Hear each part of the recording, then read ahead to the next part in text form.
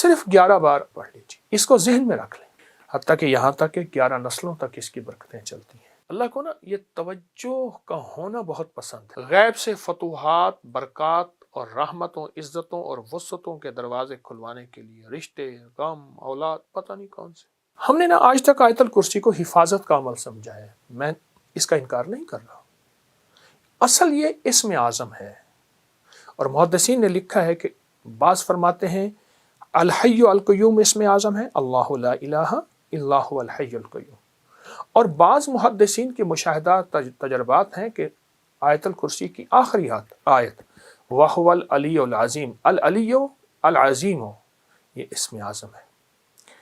صرف 11 بار آیت الکرسی پڑھ لیجیے، جو مراد ہو، جو مشکل ہو، جو ناکامی ہو، حتیٰ کہ آپ کسی 11 مرادوں کا آپس میں تذکرہ کر لیں، تصور کر لیں، کوئی 11 مرادوں کا اللہ کے خزانوں سے منوا لیں، اس کو ذہن میں رکھ لیں، حتیٰ کہ یہاں تک کہ 11 نسلوں تک اس کی برکتیں چلتی ہیں۔ ویسے بھی قبولیت کا وقت ہے، محبوبیت کا وقت ہے، مقبولیت کا وقت ہے، اور اس کی عطا اور شفقت کا وقت ہے، تو اس کی بہت برکتیں اور اس کی بہت خیریں چلتی ہیں۔ جو حاجت مانگے، جو مشکل، جو پریشانی، جو الجھن اور جس ناکامی سے نجات مانگے، اللہ غیب سے عطا فرماتے ہیں۔ بہت طاقتور عمل ہے، بہت باکمال عمل ہے، اور بہت حیرت انگیز عمل ہے۔ امید ہے کہ آپ اس پہ توجہ کریں گے، اور پھر صرف یہ نہیں، پھر اس کے بعد دعا کو وقت دیں، دعا کو وقت دیں۔ میں لفظ دیکھیے، ہم ایک تو دعائیں پہلے مانگتے نہیں، پڑھتے ہیں۔ دعا پڑھنے کا عمل نہیں، میں دعا پڑھ رہا ہوں ربنا آتنا فی الدنیا حسنۃ وفی الآخرۃ حسنۃ، یہ پڑھ رہا ہوں۔ دیکھیے، سائل، منگتا، جسے ہم بھکاری کہتے ہیں، چوراہوں پہ، سڑکوں پہ، گلیوں میں، اس کی نظریں منگتی، اس کا لباس منگتا، اس کے بول منگتے، اس کے ہاتھ منگتے، اس کے جذبے منگتے، اس کی چال منگتی، اس کی ڈھال منگتی، اس کا حال منگتا۔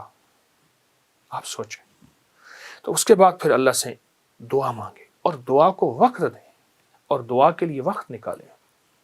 دعا مانگے، دعا کو وقت دیں، اور دعا کے لیے وقت نکالیں۔ 2 عمل بتاؤں گا۔ ایک وہ عمل جن کو قرآن پڑھنا نہیں آتا، ایک وہ عمل جن کو قرآن پڑھنا آتا ہے۔ آپ قرآن پاک کی سورۃ والضحیٰ اٹھائیں، 30ویں پارے میں دیکھ کے پڑھیں۔ سورۃ والضحیٰ پڑھتے ہوئے، یہ عمل کرتے ہوئے، اول آخر 3 بار درود پاک، اول آخر 3 بار درود پاک پڑھیں، اور 3 بار درود پاک کے ساتھ اول آخر ایک بار صرف سورۃ والضحیٰ پڑھنی، ایک بار صرف سورۃ والضحیٰ پڑھنی، ایک بار۔ اور سورۃ والضحیٰ میں 9 کاف ہیں، اور ہر کاف پہ اوپر 9 بار یا کریم پڑھنا ہے، پر پڑھنا دھیان سے، توجہ سے، طلب سے، اپنے مقاصد، اپنی مشکلات، اپنے مسائل، اپنی الجھنیں، اپنی پریشانیاں، اس کا تصور کر کے، اور تصور بہت سخت ہو، ادھر ادھر کوئی توجہ نہ ہو، بس اللہ کو نا یہ توجہ کا ہونا بہت پسند ہے۔ 2 چیزوں کا ہونا اللہ کو پسند ہے، ایک یقین، ایک توجہ۔ میں نے اپنے شیخ سے پوچھا، حضرت کوئی مجھے اسم اعظم فرمائے یقین اعظم اسم اعظم ہے، ایک یقین، اور دوسرا پوری توجہ۔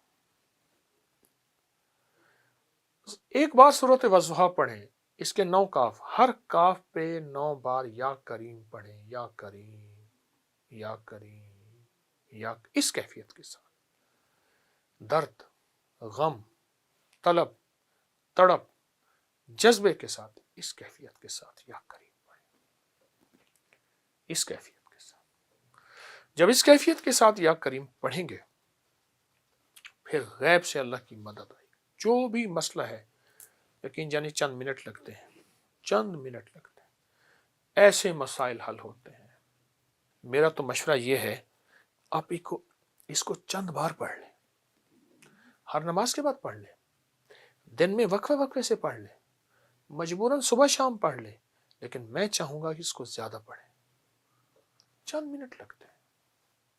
اول آخر درود پاک، سورۃ والضحیٰ، اور والضحیٰ کے ہر کاف پہ 9 بار یا کریم، بس یہ تو کیش ہے، ایسے بھیجو اور اللہ کے خزانوں سے یہ صورت منوا کے لے آتی ہے، گھریلو الجھنوں کے لیے، زندگی کے مسائل کے لیے، ناکامیوں کو دور کرنے کے لیے، غیب سے فتوحات، برکات اور رحمتوں، عزتوں اور وسعتوں کے دروازے کھلوانے کے لیے، رشتے، غم، اولاد، پتہ نہیں کون سے۔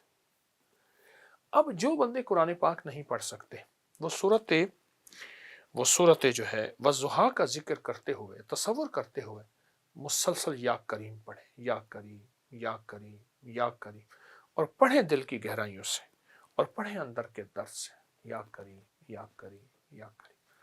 بس یہ چیز آپ کو انشاءاللہ ترقی، کامیابی، عزت، وسعت، رحمت، برکت عطا فرمائے گی۔ وہ کھلا یا کریم پڑھتے رہیں، بہت بہت کمال عمل ہے، اور بہت بہت حیرت انگیز بابرکت عمل ہے۔ اچھا میں ایک ٹوٹکا بھی بتا دوں، جو شخص یہ چاہتا ہے کہ کبھی اس کا معدہ خراب نہ ہو، کبھی تھکے نہیں، اور لا علاج بیماریاں اگر ہیں، لا علاج بیماریاں ہیں تو وہ ختم ہو جائیں، میں لا علاج بیماریوں کو کوئی لسٹ نہیں بتاؤں گا، تو وہ میرا ایک ٹوٹکا آزما لے، بڑا فائدہ دے گا۔ 2 چمچ اسبگول کا چھلکا، 1 چمچ زیتون کا تیل چھوٹا، اور 1 چٹکی کلونجی کی منہ میں رکھ کے پانی پی لے صبح شام۔ دنیا کی کوئی لا علاج بیماری ہے جس کا تذکرہ ہے یا نہیں ہے، جس کا علاج ہے یا نہیں ہے، اور جس کے بارے میں آپ کہتے ہیں کہ یہ تو اب ناممکن ہے، چند دن چند ہفتے تو کر کے دیکھ لیجیے۔ 2 چمچ اسبگول چھلکا، 1 چمچ زیتون کا تیل، اور 1 چٹکی کلونجی، صبح شام لے لیجیے۔ میں پھر کہہ رہا ہوں، بیماری نہیں بتاؤں گا، کتنی بتاؤں؟ میں نے ایک لفظ عرض کر دیا آپ کی خدمت میں، لا علاج بیماریاں، لا علاج روگ، لا علاج بیماریاں، لا علاج روگ۔ آپ اگر کوئی اور دوائیں کھا رہے ہیں تو کھاتے رہیں، کوئی حرج نہیں، لیکن آپ یقین جانیے آپ کی دوائیں چھوٹ جائیں گی، کچھ دنوں میں آپ کہیں گے ان دواؤں کی ضرورت نہیں۔ یہ کر لیجیے، اور والضحیٰ کے عمل کو انشاءاللہ نہیں چھوڑیں گے، اور اس پہ بہت توجہ دیں گے۔ یہ بھی کچھ یہاں پہ پورشن ہے، یہاں پہ میں دیکھ رہا ہوں کہ چرخہ بھی پڑا ہوا ہے، پھر یہ دریائے سندھ کے آر پار سامان لے جانے کے لیے قدیم کشتی کا نیچے اس کے اوپر کشتی رکھ کے اس کشتی کو پھر آر پار لی جاتے ہیں۔ یہ وہ پرانا پڑا ہوا ہے کشتی کا، جس پہ کشتی سواری کرتی ہے۔